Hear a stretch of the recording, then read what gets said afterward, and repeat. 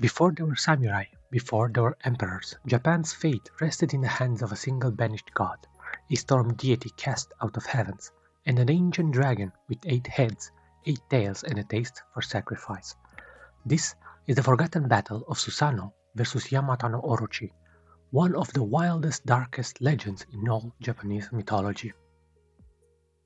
Susanoo Ono Mikoto wasn't just a god of storms, he was chaos, wild, emotional, unpredictable. While his sister Amaterasu ruled the sun with calm authority, Susanoo was a living hurricane. But one day, after a disastrous argument in heaven, Amaterasu had had enough.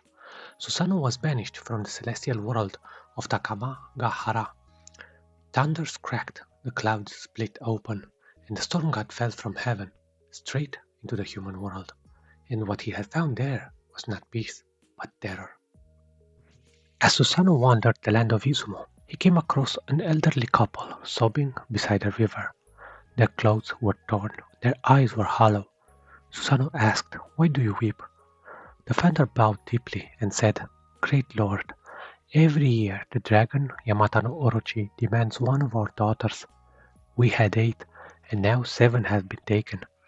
Only our last daughter, Kushinada-hime, remains, and the dragon's return is near." Susanoo looked at Kushinada trembling behind her parents and made a vow. "If you give me your daughter's hand in marriage, I will slay the beast." Desperate, the parents agreed.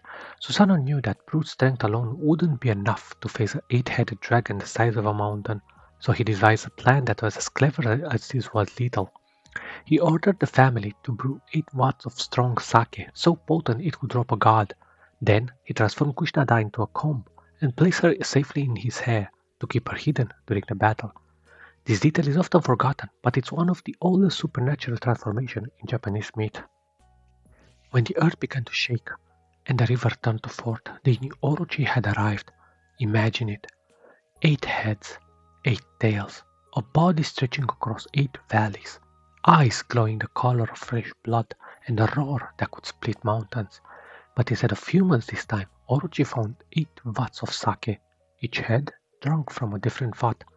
The dragon became sluggish, then dizzy, then completely intoxicated. This was Susanoo's moment. With a thunderous cry, Susanoo drew his blade. Lightning cracked across the sky. He charged. One strike, a head fell. Another, a tail severed. The dragon withered and thrashed, but its drunken state left it helpless against the god of storms. The earth trembled, trees snapped, rivers split open. Finally, Susanoo delivered the killing blow. The monstrous body collapsed, but something gleamed inside its final tail. Inside that tail, Susanoo discovered a blade unlike any other, a weapon of divine craftsmanship. He named it Ame no Murakumo no Tsurugi, the sword of gathering clouds. Centuries later, it would be renamed Kusanagi no Suguri, the grass-cutting sword. This weapon became one of the 3 imperial regalia of Japan, symbols of the emperor's divine authority, a national treasure born from a dragon. Susanoo presents the sword to Amaterasu as a gesture of peace.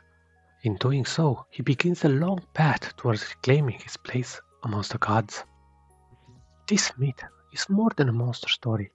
It's about the fall and redemption of a flawed god, the cleverness needed to defeat overwhelming power, and the birth of a legendary weapon still revered to this day. The battle between Susanoo and Yamata-no-Orochi remains one of Japan's oldest and most thrilling tales, yet only few have heard of it. Thank you for watching, and leave a like if you enjoyed. If you want more forgotten myths, hidden legends, and ancient stories from around the world, make sure to subscribe and leave a comment about which myth you want next.